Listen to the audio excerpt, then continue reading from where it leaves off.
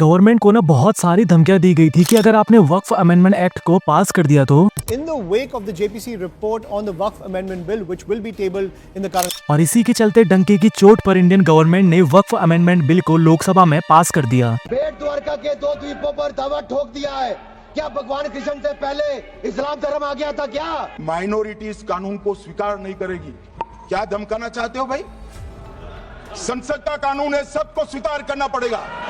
पूरी दुनिया में कोई मुस्लिम कंट्री भी ऐसा नहीं है जिसने कि वक्फ को इस तरह का अधिकार दिया हुआ। और कमाल की बात तो ये है कि इस बिल के पास होने के बाद हमको ये सीन देखने को मिल रहा है।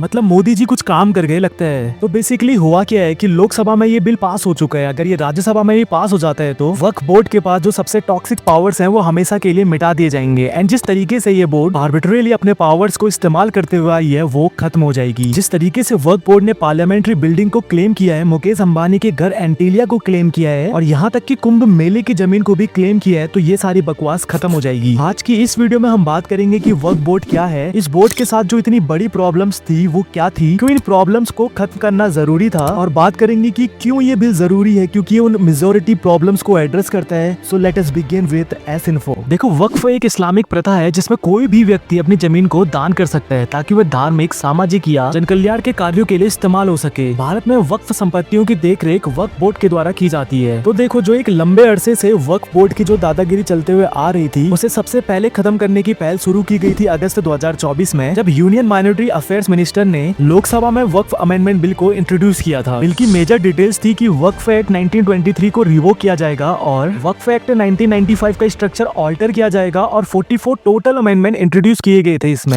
अब देखो कि वक्फ एक्ट 1995 के साथ प्रॉब्लम ये है कि उसने वक्फ बोर्ड को काफी ज्यादा रीचिंग पावर्स दे रखी है, ऑलमोस्ट एक लेवल की अनकॉन्स्टिट्यूशनल पावर दे रखी है। तो इन पावर्स को रिड्यूस करने के लिए, वक्फ एक्ट की एक्टिविटीज को स्ट्रीमलाइन करने के लिए इस वक्फ अमेंडमेंट बिल को प्रपोज किया गया है। तो आइए इस बिल को और डिटेल में समझते हैं और देखते हैं कि क्या मेजर चेंजेस इसमें इंट्रोड्यूस किए गए हैं। तो इस बिल का नाम रखा गया है उम्मीद बिल, यानी कि unified management, empowerment, efficiency and development. ये बिल बेसिकली वक्फ एक्ट 1995 को अमेंड करने वाला है और वक्फ प्रॉपर्टीज को, वक्फ गवर्नेंस और मैनेजमेंट को स्ट्रीमलाइन करने वाला है। इस बिल का क्लॉज 3C सेक्शन 1 कहते हैं कि कोई भी गवर्नमेंट प्रॉपर्टीज जो इस बिल में पास होने के पहले या बाद में वक्फ प्रॉपर्टी डिक्लेयर कर दी गई हो उसे अब वक्फ प्रॉपर्टी नहीं माना जाएगा। अब देखो इस बिल में क्या सबसे बड़े चेंजेस आए हैं। सबसे पहला है मुस्लिम मेंबर्स का इंक्लूजन। नए बिल में ये प्रपोज किया गया है कि सेंट्रल वक्फ बोर्ड और स्टेट वक्फ बोर्ड में नॉन मुस्लिम रिप्रेजेंटेटिव भी इंक्लूड किए जाएंगे। जिस तरह हमने देखा कि सदर्न स्टेट के मंदिरों के बोर्ड में मुस्लिमों को इंक्लूड किया जाता है अक्सर, और हर स्टेट वक्फ बोर्ड में कम से कम 2 मुस्लिम महिलाओं का होना मैंडेटरी बनाया गया है। एक्टिव बेस्ड रिप्रेजेंटेशन, यानी पहले सिया और सुन्नी के लिए वक्फ बोर्ड अलाउड थे, अब वहाँ पर बोहरा और आगा खानी कम्युनिटी के लिए भी वक्फ बोर्ड अलाउड है ताकि उनको भी इंसाफ मिल सके।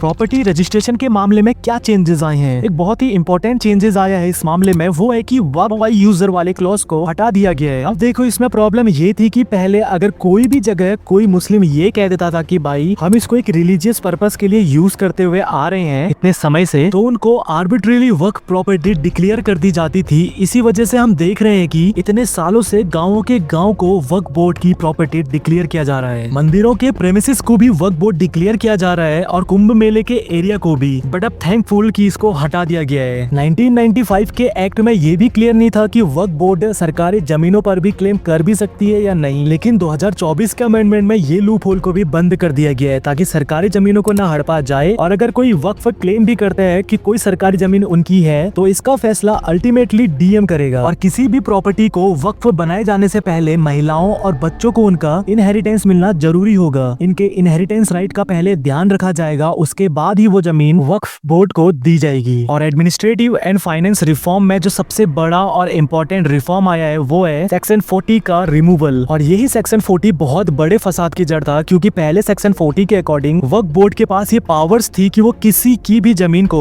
वक्फ लैंड की प्रॉपर्टी डिक्लेयर कर सकता था। और अब फाइनली इस प्रोविजन को हटा दिया गया है। इसका मतलब है कि वक्फ बोर्ड का यूनिलैटरल पावर जो है जमीन हड़पने का, वो पूरी तरीके से खत्म कर दिया गया है। बेसिकली हुआ क्या क्या था कि 1995 में जब बाबरी मस्जिद टूटी थी, इस समय के आसपास तो मुस्लिम कम्युनिटी से बार्गेनिंग करने के लिए कांग्रेस की जो गवर्नमेंट थी उन्होंने वक्फ बोर्ड एक्ट को बदल दिया था और इसी बोर्ड को बेसिकली जमीन हड़पने के अल्टीमेट राइट से दे दिए गए थे। वहाँ पर सेक्शन 40 को ऐड कर दिया गया था तब, जिसके according the Waqf can unilaterally decided एक पर्टिकुलरली प्रॉपर्टी वक्फ प्रॉपर्टी है या नहीं बाय कंडक्टिंग एन इंक्वायरी। ये इंक्वायरी कोई ट्रांसपरेशनल तरीके से नहीं होती थी, ये एक इंटरनल इंक्वायरी होती है जिसके बाद डिक्लेयर कर दिया जाता है कि ये प्रॉपर्टी वक्फ बोर्ड की है और इसको हड़प लिया जाता था। और इसके बाद आप शॉकिंग फिगर्स को देखिए कि किस तरीके से प्रॉपर्टीज हड़पी गई हैं भारत में।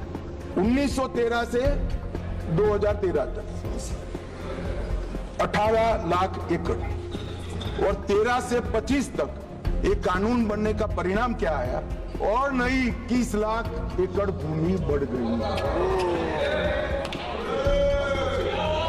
अब मान्यवर 39 लाख एकड़ जो भूमि है उसमें 21 लाख एकड़ 13 के बाद।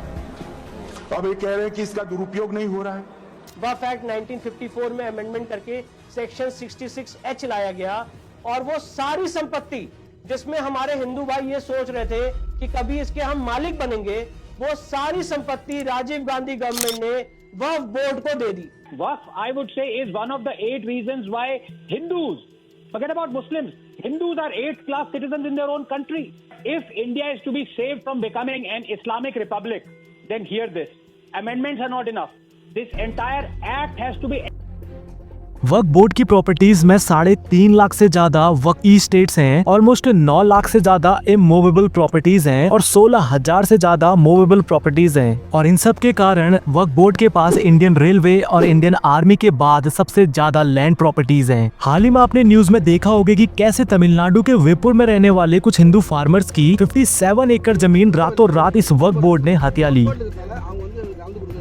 और यही नहीं, दिल्ली में कांग्रेस ने वक्फ बोर्ड को रातों रात 123 प्रॉपर्टीज हैंड ओवर कर दी। और आपको एक इंटरेस्टिंग जानकारी देता हूँ कि दिल्ली में रहने वाले लोगों तक को नहीं पता होगा कि उनकी 77% जमीन पर इस वक्फ बोर्ड ने क्लेम कर रखा है। जवाहरलाल नेहरू स्टेडियम से लेकर दिल्ली हाई कोर्ट तक भी इसने क्लेम कर रखा है। और यही नहीं, इलाहाबाद हाई कोर्ट से लेकर RSS की ओन लैंड को भी इन्होंने वक्फ बोर्ड की प्रॉपर्टी बताया है। ये हरियाणा गुरुद्वारे की जमीन हड़प चुके हैं, सूरत के म्यूनिसिपल कॉर्पोरेशन के हेडक्वार्टर तक को क्लेम कर चुके हैं। इनफैक्ट इन्होंने राम जन्मभूमि, काशी विश्वनाथ मंदिर, कृष्ण जन्मभूमि जैसे धार्मिक स्थलों को भी क्लेम करने की कोशिश की है। एक जज ने तो इनसे परेशान ही होकर वक्फ के लॉयर तक को ही सुना दिया था। क्वेश्चन है ब्लंट, भाई साहब आप तो ताजमहल भी ले लो यार, लाल किला भी ले लो, कौन मना कर रहा है?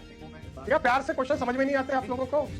किसी के अरे ऑनरेबल कोर्ट में छोड़ो, किसी की भी प्रॉपर्टी को आप प्रॉपर्टी डिक्लेयर कर सकते हो। टेल मी, सेक्शन 5 में नोटिफिकेशन होगा, फलाना होगा। लेकिन जज साहब ने तो इसको मजाक में बोला था, लेकिन लॉयर साहब ने तो इसे सीरियसली ले लिया और ताजमहल, लाल किला, कुतुब मीनार और न जाने कितने सारे जगहों पर ओनरशिप जाहिर कर दी थी वक्फ बोर्ड की। बोलने लगे कि ताजमहल तो वक्फ की प्रॉपर्टी है क्योंकि उसकी ओनरशिप शाहजहां के पास है। अब इसमें सुप्रीम कोर्ट ने वक्फ बोर्ड से कहा कि अगर आपके पास प्रूफ है कि ये शाहजहां की ओनरशिप है तो जाइए उनके सिग्नेचर लेकर आइए। और लोग जो ये कह रहे हैं कि ये अनकॉन्स्टिट्यूशनल है, इस बिल को जबरन घुसेड़ दिया गया है, तो काफी वाइल्ड डिस्कशन के बाद इस बिल को लाया गया है। अमेंडमेंट बिल लाएंगे, भरपूर चर्चा होना चाहिए, इसलिए तो जेपीसी बना करके इस बिल को रेफर किया गया।